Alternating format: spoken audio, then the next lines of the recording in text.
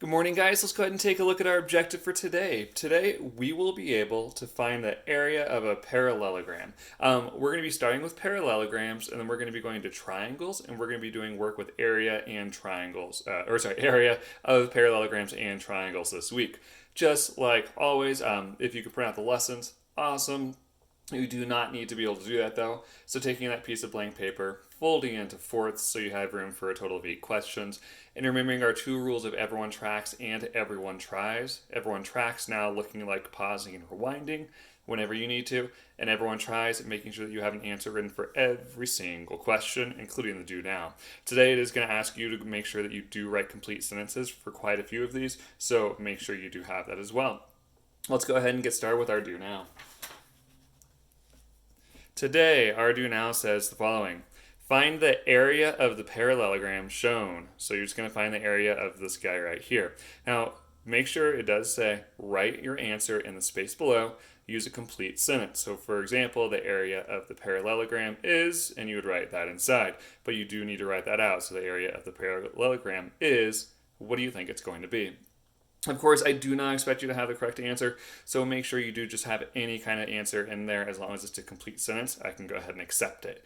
Go ahead and press pause in the next couple of seconds and then resume when you're ready once you've tried on your own already. Go ahead and pause in the next 5, 4, 3, 2, and 1. Let's go ahead and talk about how we can go ahead and solve this question. Now, the first thing I do want to mention is we're going to be using some slightly different terms than we normally have. So instead of saying like length and width today, I'm going to be saying things like base, height, things like that. We'll talk a little bit more about that in just a minute here. Now, the first thing I also want to show you is what we can do to this shape. We have a parallelogram. We know it's a parallelogram because all sides are parallel. They're never going to touch. Now, watch what happens if I draw a line right here, and I cut off this triangle, and I move it over here.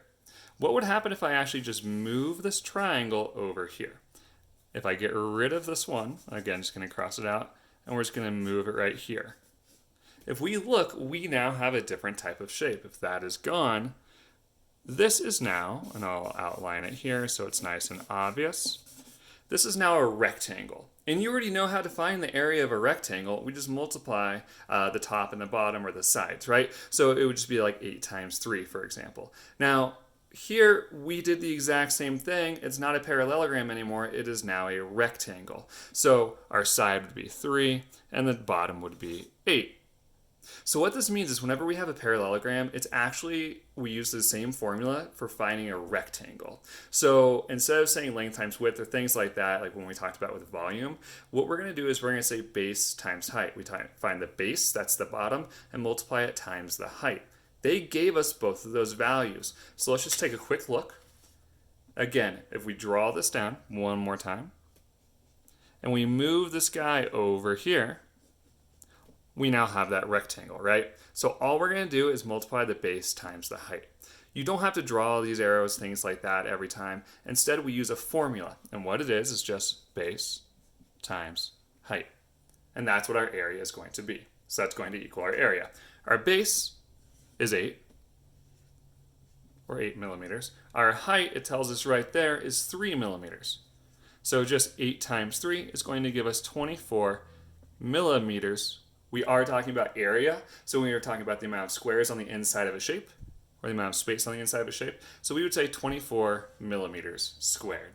So today, all you're going to do, you don't need to draw these arrows, you don't need to rearrange a shape or anything. We're just going to focus on this area is equal to base times height.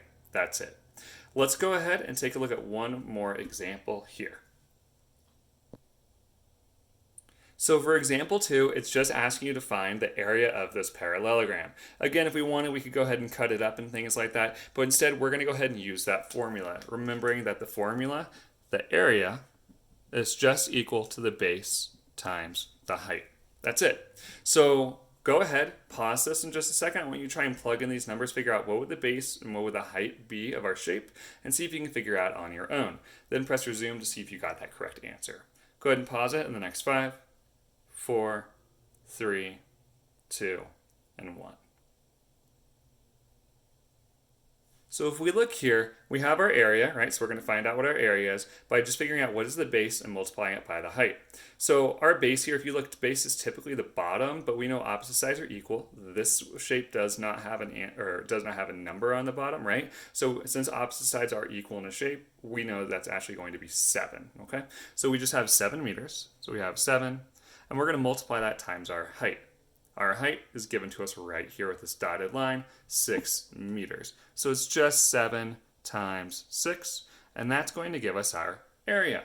That's it. 7 times 6 is going to give us that 42, but you need to have units. Again, we have meters here, so we're going to put an M for meters. And again, this is area, so the amount of space on the inside, counting the squares, it's two-dimensional, so we're going to say that 2 right there. So we have our 42 meters squared. We've done a lot of this kind of work before. It's just kind of putting it together in a different way. Let's do one more, or for question 1, just to make sure you're off to a strong start. Go ahead, pause it in the next couple seconds here. I'll give you a countdown.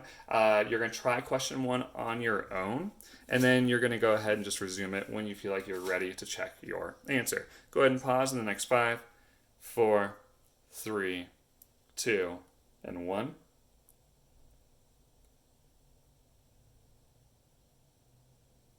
At this point, you should be all set and ready to go over that example, or this question number 1, just to see if you got it correct. So remembering our formula, we have the area is equal to the base times the height.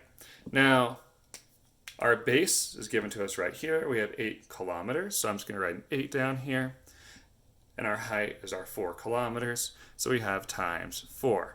That's going to end up giving us our 32, but of course we do need to have those units. Our units are kilometers, so we're going to write that down there. And again, area is two-dimensional, so we write the 2 right up there. This is it, 32 kilometers squared. Since you're writing these in on a computer, don't worry too much about putting this little 2. Instead, you're actually going to write out just 32 square kilometers. You can also do that as well, just because we're not going to walk through on how to actually put that into a computer. So don't worry about that right now and have to type that out. You can just write out 32 square kilometers. That's totally fine. Go ahead, get started. You know how to get a hold of me. Please reach out to me if you guys have any questions at all. Call me, text me. You know how to get a hold. And I will talk to you guys tomorrow. Have a good day.